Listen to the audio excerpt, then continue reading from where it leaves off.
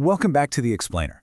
Today we're diving straight into one of the most heavily debated, intensely psychological nights recorded in our source material. We're going to examine the exact mechanics, the inescapable environment, and the suffocating emotional weight of Uchiha Itachi's final choice. So let's get right into this because to truly understand the sheer gravity of this event, we really have to look closely at the internal breakdown of a young man who is forcing himself to commit the absolute unthinkable.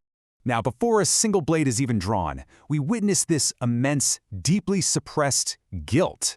Sasuke, sorry I can't spend your 8th birthday with you anymore. He had actually prepared a brand new set of shuriken, fully anticipating that bright, proud smile from his younger brother when he handed over the gift. Establishing this core internal conflict right up front is absolutely crucial, because Itachi isn't some mindless killer, right? He is a brother agonizing over a missed birthday, forcefully stripping away every soft, human thought he possesses just to take that very first step into the darkness. All right, let's move into Section 1. The cold mission begins.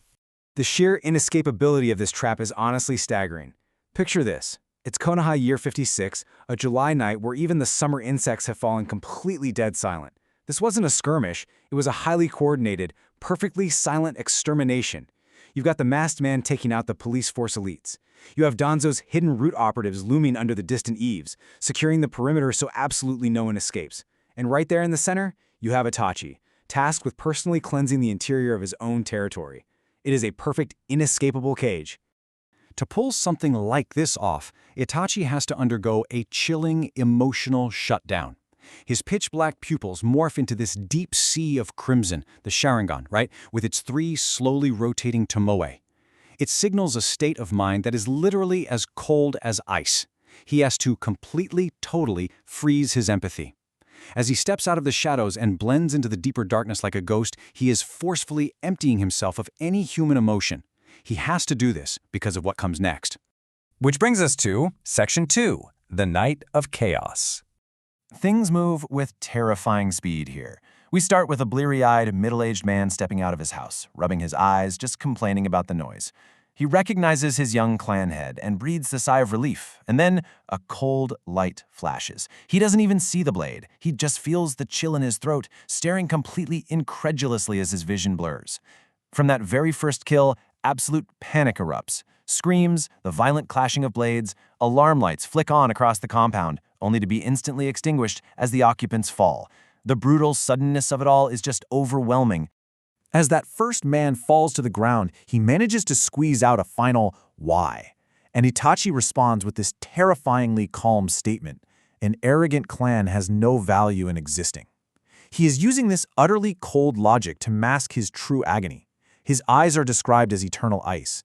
He essentially has to adopt this harsh, punishing persona, projecting the image of a madman just to push himself through the slaughter of the very people who once revered and followed him.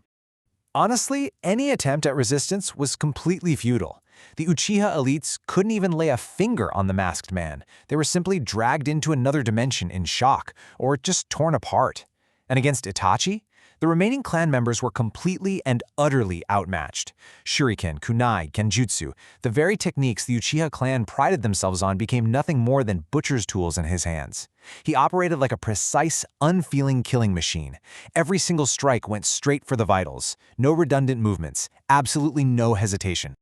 And this brings us to what is easily the most horrific extreme of the entire night. A young mother, holding a baby in swaddling clothes, kneels frantically in a pool of blood. She begs him, weeping, offering her own life just to spare her innocent child. But the source text makes it painfully, devastatingly clear. Itachi's steps didn't pause for even a second. The cold light of a kunai sweeps past, and both the mother's plea and the infant's cry come to an abrupt, chilling halt. So you have to ask, why didn't he pause? It's because Danzou's root and the masked man were watching his every move. If Itachi left even one single survivor, it would become an immediate death warrant for Sasuke's future. The village and the masked man would know Itachi compromised the mission. For his little brother to live, even if it meant living with the dark identity of an avenger, Itachi had to perform the slaughter to the absolute extreme. He is literally paving the way for his brother's survival with the blood of his own people. There could be absolutely no exceptions. And that heavy reality leads us straight into Section 3, the weight of choice. Outside on the clan grounds, it has been nothing but deadly chaos, blood, and panic under the cold moonlight. But then we step inside his parents' room. And what do we find? A suffocatingly heavy silence. Calm voices, the warm, soft light of lamps. The contrast is just staggering. We are moving from this loud, violent slaughterhouse into a quiet, deeply intimate space that is just filled with unspeakable emotional pain. I want you to put yourself right there at the doorway with Itachi. He stands there, his kunai still dripping warm blood. The sharp, metallic smell of death instantly fills this quiet room. His father, Fugaku, doesn't even turn around at first. He just calmly asks, "Where's Sasuke?" Hearing he's safe at school, Fugaku finally turns, and crucially here, he does not activate his Sharingan. He just looks at his eldest son with these calm eyes that have already seen through absolutely everything. This brings us to our final act. Section 4, a silent sacrifice. Fugaku speaks the cruel truth aloud. He acknowledges the impossible dual responsibilities his son shouldered, and then simply says, "And now you have chosen the village." Let the sheer gravity of those words sink in for a moment. This isn't a question, it's not an accusation. It is a father's calm, measured confirmation of his son's excruciating choice. What happens next is just incredible. In this silent communication, there is absolutely no questioning, no scolding, no fighting back. Fugaku slowly closes his eyes, and his face shows relief and approval, not hatred. He says, "In that case, our positions are clear." And this complete, unconditional understanding from his parents, it totally shatters Itachi's emotional dam. His body trembles, his knuckles turn stark white from gripping the kunai so intensely, and uncontrollable tears finally pour down his blood-stained cheeks, completely breaking through that icy facade of the Sharingan. Then, his father makes one final, tender request. Don't hurt Sasuke. This is our only condition and the last task you must complete. The weight of that dialogue is just crushing. At this very moment, all of Itachi's manufactured strength collapses entirely. His tears just gush out like a broken dam because he realizes right then that his father had seen straight through his horrific mask all along. And his mother, Makoto, she just looks at him with such tenderness. Tears are falling as she softly tells her son that he's going to be all alone after this and that he really must take good care of himself. Think about that. No complaints, no fighting back. The head and the lady of the Uchiha clan wait composedly for their predetermined fate. They are literally offering their own lives as the ultimate bargaining chip, a silent sacrifice to protect their younger son and to fulfill their eldest son's tragic conviction. Itachi raises the kunai in his trembling hand.